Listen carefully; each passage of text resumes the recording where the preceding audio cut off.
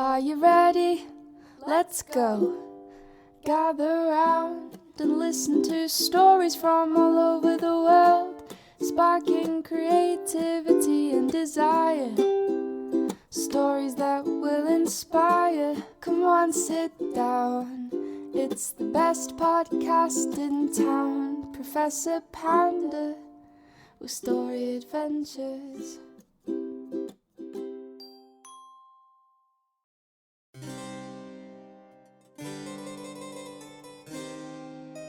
Hello, scholar. Welcome to Story Adventures. I'm Professor Panda, and I thank you for joining me once again on another story adventure. Well, scholars, today I have a great story adventure about our little friend, a wooden boy, and his father, Geppetto. Today's story lesson is all about listening, scholars. What would you do if your parents told you that you should go to school? Would you go, or would you play hooky? Well, scholars, that's what our lesson is all about today, listening to your parents and making the best decisions. But before we can start our story adventure, scholars, we have to get into our perfect and proper reading state. So what do you say, scholars? Are you in your favorite reading spot? Have you had a good day? Have you de-stressed from all the negative things that have happened today? Well, scholars, I'll give you a moment to get into your perfect reading state. However, you can always go to our extra content, Professor Panda's Calm Down Corner, where we focus on ourselves as we take deep breaths and we focus on positivity. Well, scholars, I hope that you're ready for our story adventure, and I hope that you listen to our story lesson well. Come on, scholars, let's go.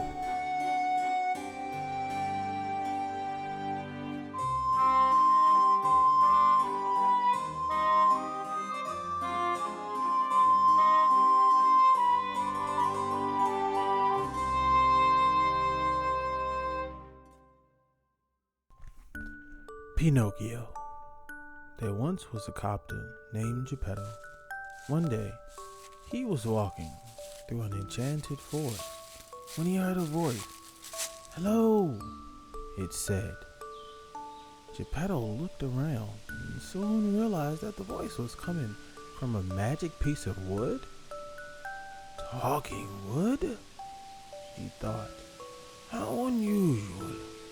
Geppetto took the magic wood home and carved a large puppet boy from it.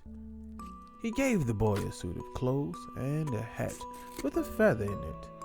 The wooden boy danced around the room for Geppetto and made him laugh. "Hello," he said. Geppetto named the boy Pinocchio. "You must go to school like the other children," Geppetto told him. So the next morning, Pinocchio skipped off to school on his wooden legs. As he went along, a cricket hopped onto his shoulder. "You look like you could use a friend," he told Pinocchio. "I'll help you learn right from wrong." A little farther down the road, Pinocchio met a fox and a cat. They heard the sound of lunch money jingling in his pocket. "Don't bother going to school," said the fox. "Come and play with us instead." Pinocchio, not knowing any better, thought that sounded like a good idea. "I don't think you're doing the right thing," the cricket told him. "You promised your father you would go to school." But Pinocchio paid no attention to the cricket. The cat and the fox led Pinocchio into a dark forest. "If you plant money here, it will grow into a money tree," they told him. "Just come back tomorrow and you'll see." "That doesn't sound right," said the cricket. "That money was for your lunch."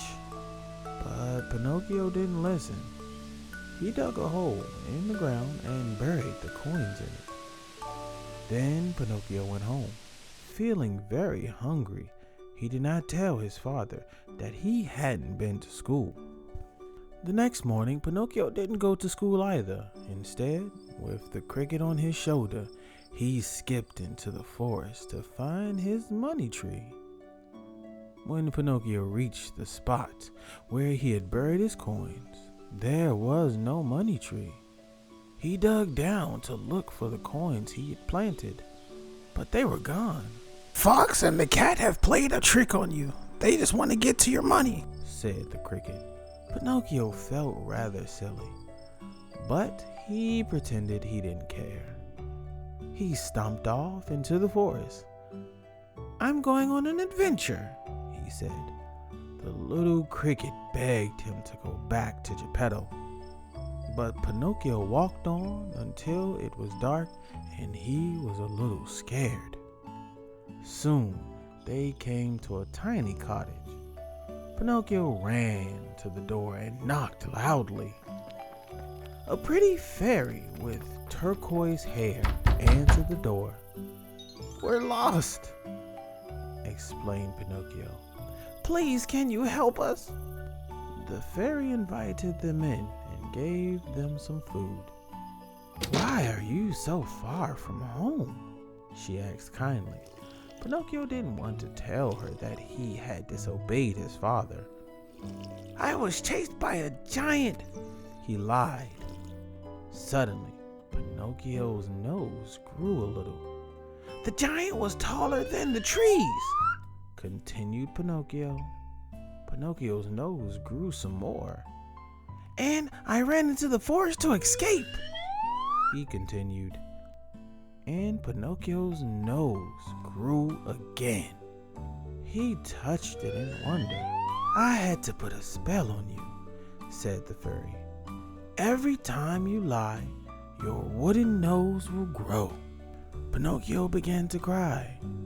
How he had wished he had gone to school, as his father had said. "I won't tell any more lies," promised Pinocchio. The fairy called some friendly woodpeckers who pecked at Pinocchio's long nose until it was back to the way it used to be. In the morning, Pinocchio rushed back through the forest with the little cricket perched on his shoulders. "From now on, I will do just as father tells me," he said. But when he got home, Geppetto wasn't there. Instead, there was a note on the kitchen table.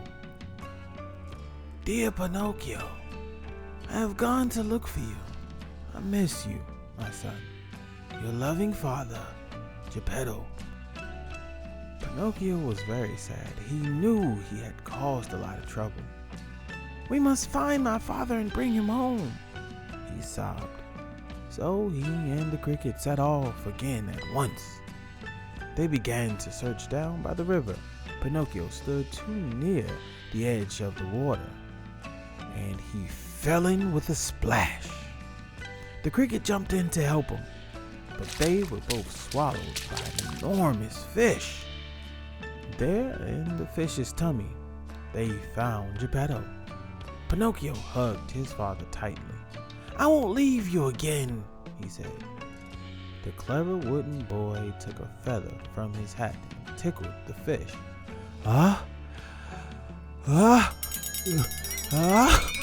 Achoo! The fish gave a mighty sneeze, and Geppetto, Pinocchio, and the cricket shot back out through the fish's mouth and landed on the bank of the river. That night, when Pinocchio was tucked in his own little bed, fast asleep, the fairy with turquoise hair flew in through his window. "You are a good, brave boy," she said as he slept, and she kissed him on the forehead. When Pinocchio woke the next morning, he found that he was no longer made from wood. He was a real boy. From then on, he was always a good son to Geppetto, and the best of friends with the cricket, who didn't need to tell him right from wrong ever again. The end. How about that, scholars? Did you enjoy our story adventures? What about our friend Pinocchio and his father Geppetto? You might want to rethink about not listening to your parents, scholars.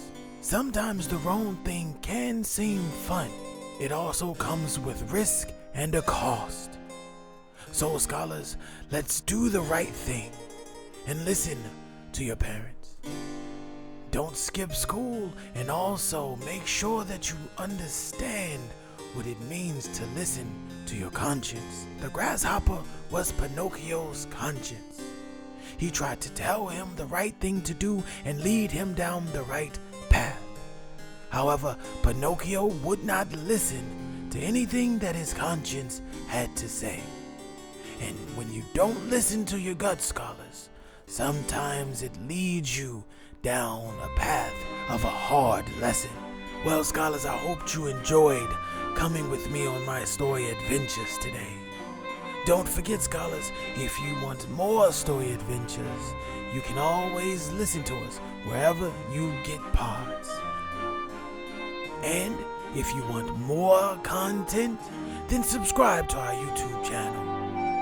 Follow us on all social media platforms for more adventures and updates. If you want to support Professor Panda's story adventures, go visit our website, pceocentral.com. We have learning material, adventure books, and more. Until next time, scholars, keep reading.